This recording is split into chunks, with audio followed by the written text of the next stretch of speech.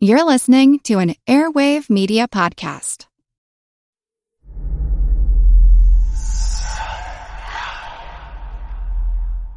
Hey y'all, spooky season is here. And if you're looking for a show to whet your appetite for a little haunted history, then I'd like to invite you to check out Southern Gothic, a chart-topping history podcast that explores some of the most infamous legends, folklore, ghost stories, and hauntings of the American South. We've covered all sorts of stuff from the Bell Witch of Tennessee to the disappearance of the Confederate submarine, the H.L. Hunley, not to mention our deep dives into the local lore of some of America's oldest and most haunted cities, like New Orleans, Charleston, and St. Augustine. So, if you're ready for a little good old-fashioned Halloween storytelling with a commitment to quality historical research, then be sure to check out Southern Gothic today. It's available now on all your favorite podcast apps. Hey everyone, before the official start of this episode, Tracy and I just want to take a minute to put in a shameless plug for joining the Strawfoot Brigade. Some of you may be new to the podcast, and you may hear us talking about the Strawfoot Brigade and aren't sure exactly what we're talking about. So what is it? It's the membership program we started for the podcast that gives y'all the opportunity to not just support what Rich and I are doing with this Civil War podcast, but also to get 2 extra episodes each month. Yep, the way it works is you go to the podcast website, www.civilwarpodcast.org, and you sign up through PayPal to make recurring monthly payments of just $5. And presto, you're a member of the Strawfoot Brigade and get those extra episodes. Just this weekend, we released Members Episode number 19, and in it, we talk in more detail about the sad story of Will and Ann Wallace at Shiloh. And we've covered lots of other interesting topics on the other Members Episodes. If you go to the website and go back to those episodes, you can see what they were about. Everything from the Great Locomotive Chase to privateers on the high seas to the westernmost battle of the Civil War in New Mexico. So you'll get those extra episodes, but more importantly, you'll also be helping support the podcast and keep it going. In just a few weeks, the podcast will be 3 years old, which is kind of hard to believe until we stop and think about the fact that between regular episodes, bonus episodes, and member episodes, we've done around 150 shows about the Civil War. And then it feels like we've been doing this 3 years. And we're still only in April 1862. And, yeah, we're still just in the first part of 1862. So if you want to help make sure we get to 1865 someday, become a member of the Strawfoot Brigade and help support the podcast. Like Nathan and George did this past week. Exactly. Thanks, guys. We appreciate the support. Okay, now back to the regularly scheduled programming.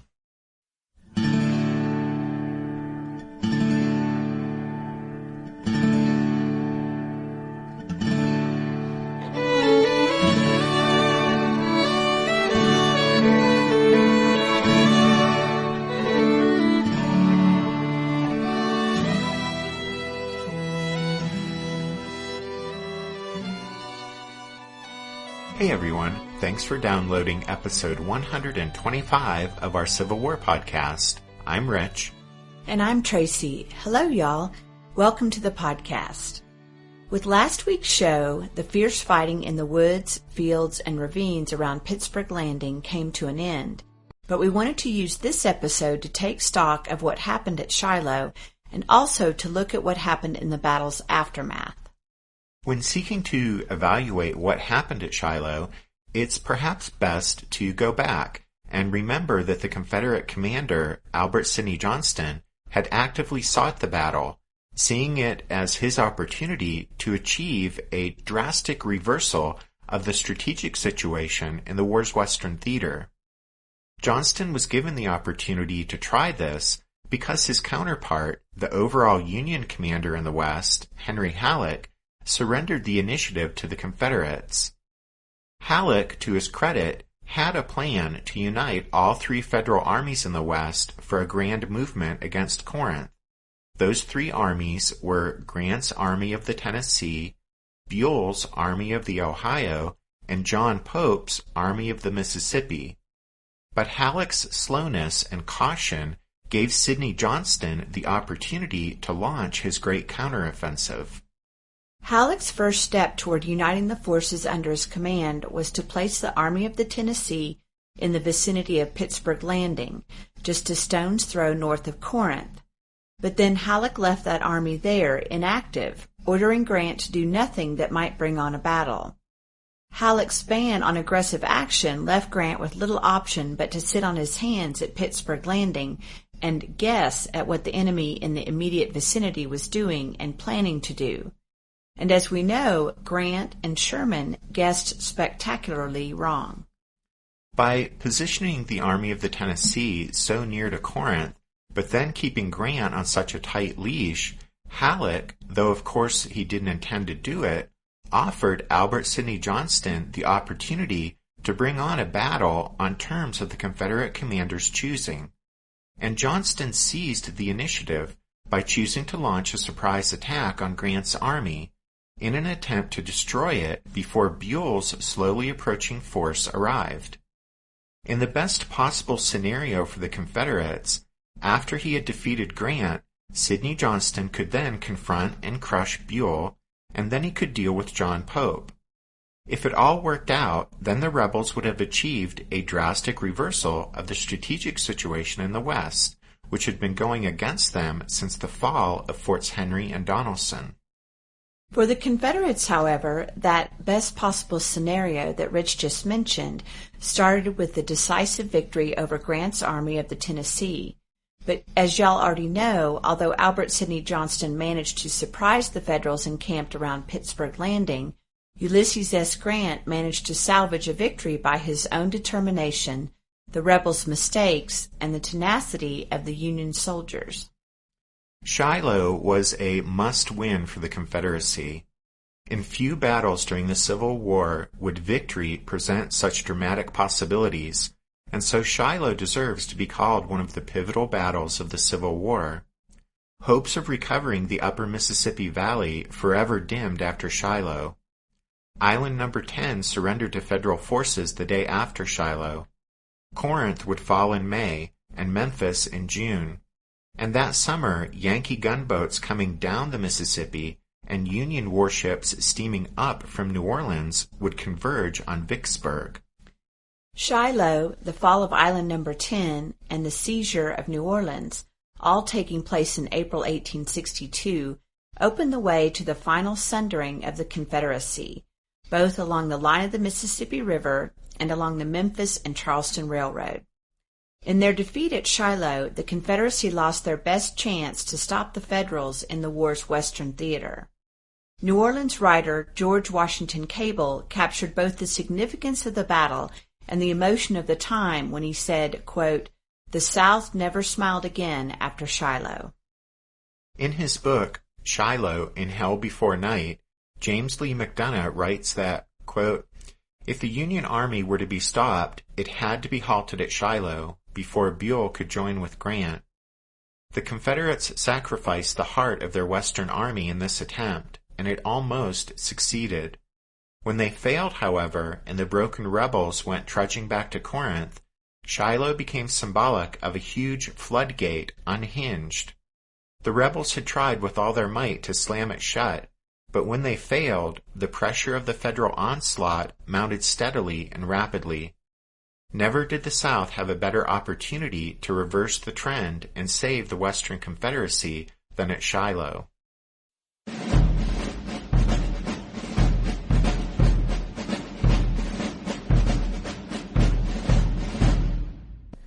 Albert Sidney Johnston had sent word to Richmond on April 4th that he was going to attack the enemy at Pittsburgh Landing.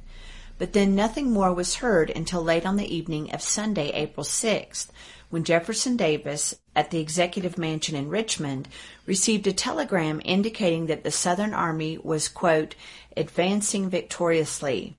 The Confederate War Department also received a telegram from Corinth, which said, quote, "Our victory complete and glorious." A delighted Jefferson Davis lost no time in composing a message to be read before the Confederate Congress when it convened at noon on Monday, the 7th. But on Monday, Davis was shocked to learn of the death of Albert Sidney Johnston. Jefferson Davis was grief-stricken at the loss of his friend, and to his message to Congress he added a short postscript eulogizing Johnston. And then, on Tuesday, April 8th, Davis appeared before Congress and gave a brief sketch of the battle, which he still believed had been a resounding Southern victory. But wild reports arrived in the Confederate capital. A congressman from Tennessee claimed that the Yankees had suffered 15,000 killed and wounded in the battle, as well as over 7,500 captured. But then, slowly the truth became known. Beauregard tried to sugarcoat it by restating at length the, quote, glorious, heroic aspects of the advance on Sunday before his decision to retire on Monday out of, quote, discretion in the face of a superior enemy force. But he also pled for reinforcements, and Jefferson Davis immediately saw through all of Beauregard's attempts to paint Shiloh as a victory. But Davis did not retract his own statements to the Confederate Congress, which had proclaimed a glorious triumph of Southern arms. Like Beauregard, Davis decided to leave the best face possible on it, for the Confederacy needed all the bucking up it could get in April 1862. There was bad blood between Beauregard and Davis dating back to the first year of the war, before Beauregard was sent west, and the defeat at Shiloh did nothing to improve the Confederate president's opinion of the Creole general. Jefferson Davis never forgave Beauregard for issuing that stop order at Shiloh on Sunday evening. In his memoirs, Davis said, quote, at the ensuing nightfall, our victorious army retired from the front and abandoned its vantage ground on the bluffs, which had been won at such a cost of blood. The enemy thereby had room and opportunity to come out from their corner, reoccupy the strong positions from which they had been driven, and dispose their troops on more favorable ground. End quote. In his book, Shiloh, Confederate High Tide in the Heartland, Stephen Woodworth explains that, quote, Jefferson Davis believed that by halting the attack on the evening of April 6th, Beauregard had thrown away a victory that Albert Sidney Johnston had already as good as won before his heroic death. This was at best a badly oversimplified view of the matter, but Davis, who idolized his old friend Johnston, was adamant in that belief. Beauregard's subsequent abandonment of Corinth further convinced Davis of his unfitness for Army command. When that summer Beauregard granted himself a sick leave without the President's permission, Davis replaced him with Braxton Bragg. End quote. Unlike Beauregard, Ulysses S. Grant didn't send glowing reports about the battle either to Henry Halleck in St. Louis or to the War Department in Washington. Grant's report began, quote, it becomes my duty to report another battle fought between two great armies, one contending for the maintenance of the best government ever devised, the other for its destruction. End quote. But Grant's report was so painfully short on details that Abraham Lincoln and the government were left to learn the particulars through the northern newspapers, which of course sensationalized the event.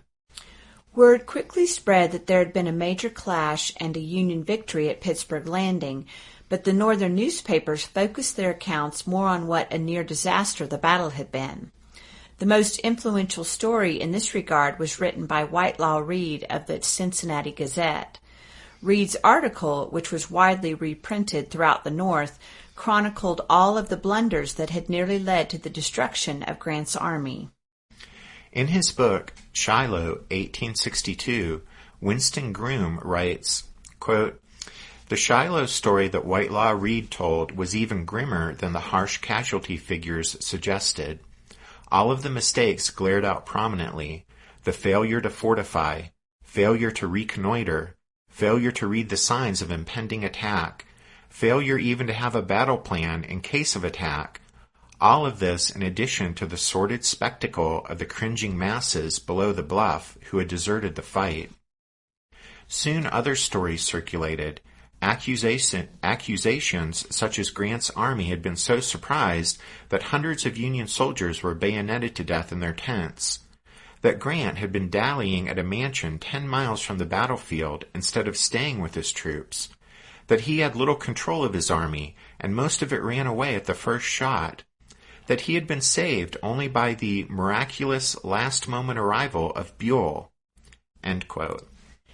Next were the accusations of incompetence and the rumors of drunkenness. So instead of being hailed as the victor of Shiloh, Grant was suddenly denounced from the pages of Northern newspapers to the halls of Congress as a hapless blunderer and a wretched alcoholic, and a chorus arose for his removal. Soon the uproar was such that Abraham Lincoln was forced to deal with it. Popular lore has it that Lincoln told the critics, "Find out what kind of whiskey Grant drinks and send a barrel of it to my other generals." There's actually no firm evidence that the president actually said that, while there's slightly more proof that, in response to the clamor for Grant's removal, Lincoln did say, "I can't spare this man. He fights." Meanwhile, back in Tennessee, Henry Halleck arrived at Pittsburgh Landing on April 11th to personally take charge of the army, or more precisely, 3 Union armies, Grant's, Buell's, and Pope's. Pope arrived fresh from his victory at Island No. 10 a week and a half later. Once all 3 armies were assembled, Halleck had 16 divisions with over 108,000 troops under his immediate command in the field. Halleck assigned Grant the meaningless post of second-in-command of the entire combined force, although this assignment came with no duties, and in reality was Halleck's way of sidelining Grant. As the Union juggernaut prepared to advance on Corinth, Grant, in his own words, was, quote, "little more than an observer," end quote.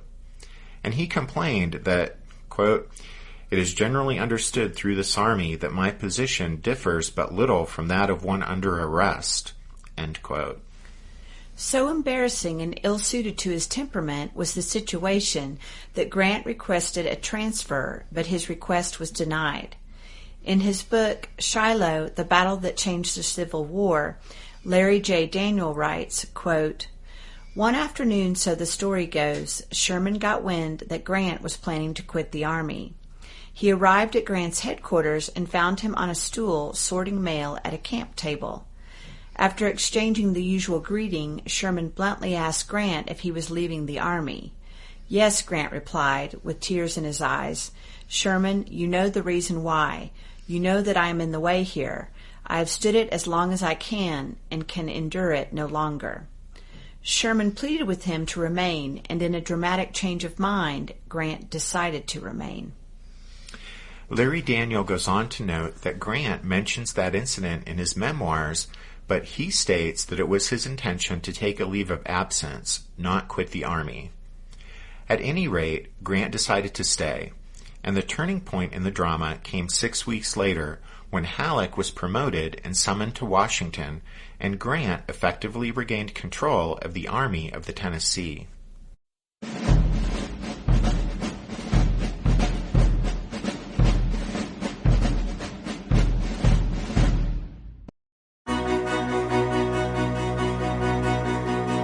History never says goodbye. It just says, "See you later." Edward Galeano was right when he said that. Events keep happening over and over again in some form. And that's the reason I produce the podcast, My History Can Beat Up Your Politics. What is it? We take stories of history and apply them to the events of today to help you, perhaps, understand them better. We are also part of Airwave Media Network. I've been doing the program since 2006. That's a long time, and the show has a long name. My History Can Beat Up Your Politics. Find me wherever you get podcasts.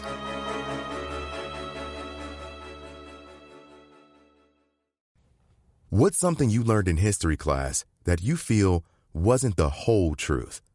Better yet, what's something you didn't learn at all that was omitted completely? That's what I'd like to call redacted history. I believe that all history, no matter how good or bad, needs to be told. There are wars, massacres, battles, and entire historical events that are just not in our school's history books.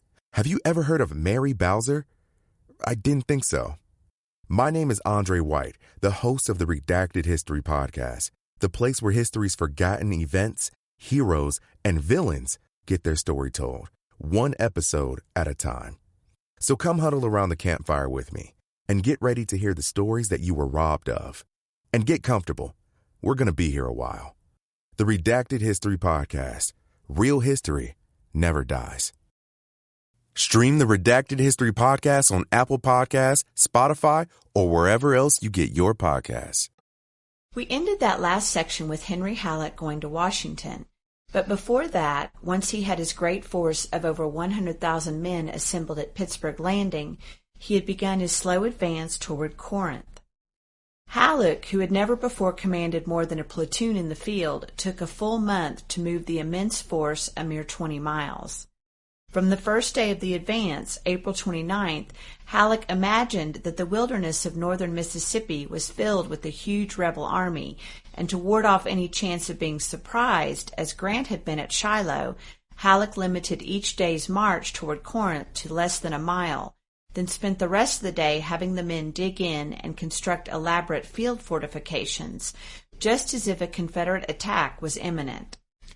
That nonsense continued day after day under the scorching sun, and the men naturally began to complain about this daily exercise in excavating southern soil. But Halleck wasn't taking any chances, and he wouldn't be rushed. As the Union Army slowly approached Corinth, its cavalry scouts reported signs that the rebels there were being reinforced.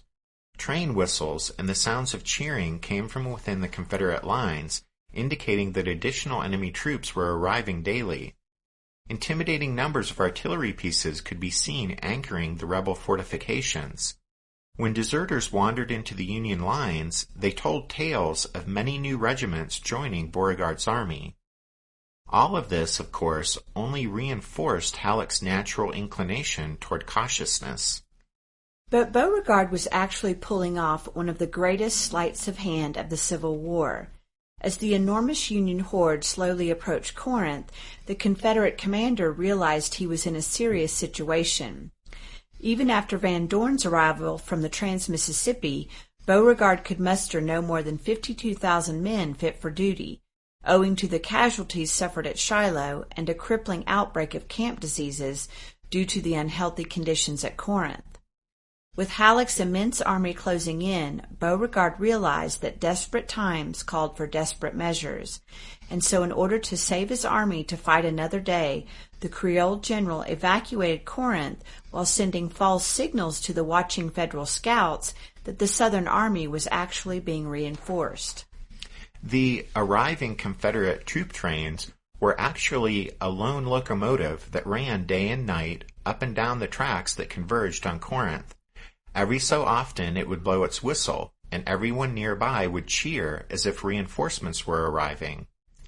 Bugles blared and drums beat as if calling regiments to action, and the fearsome-looking guns poking their barrels from embrasures in the fortifications were only Quaker artillery, that is, tree trunks stripped of bark and painted black, and the talkative rebel deserters were actually plants sent into Union lines with false reports that Beauregard's army was being heavily reinforced.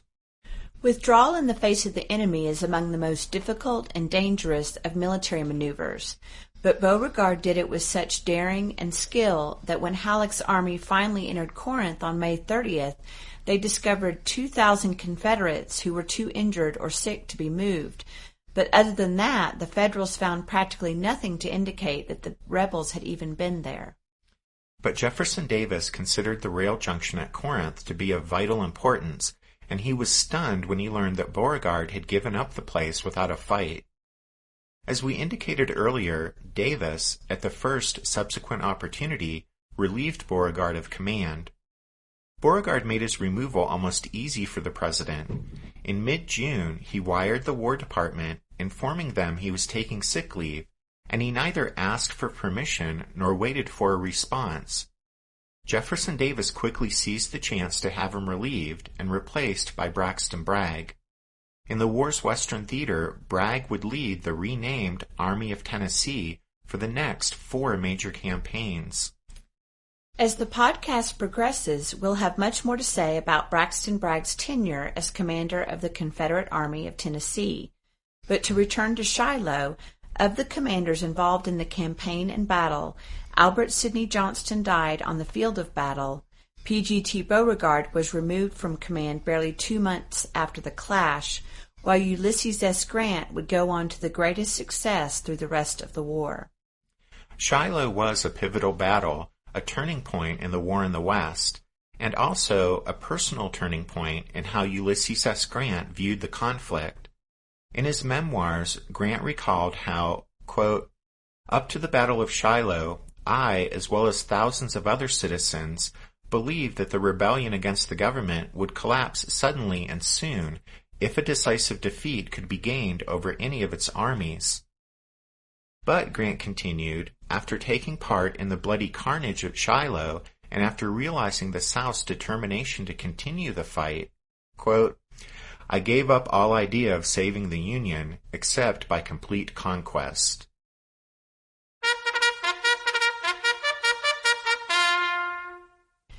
That means it's time for this episode's book recommendation, and our recommendation this time is The West Point History of the Civil War, which, as its title suggests, is a product of the United States Military Academy's Department of History. We recently received a box of Civil War books from Simon & Schuster.